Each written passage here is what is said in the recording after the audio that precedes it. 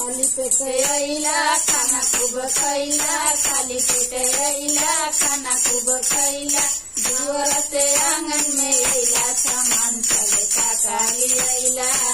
सामान चले काकाली यायला, खाली पेट यायला खाना खूप खायला, खाली पेट यायला खाना खूप खायला, जीवराचे अंगण में यायला, सामान चले काकाली यायला, सामान चले काकाली यायला, लाजो न लागे तोहरा बर्तन चढ़ावेला पुरान हो,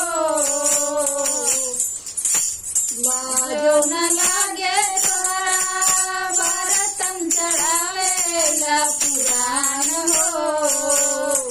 छाटल छाटल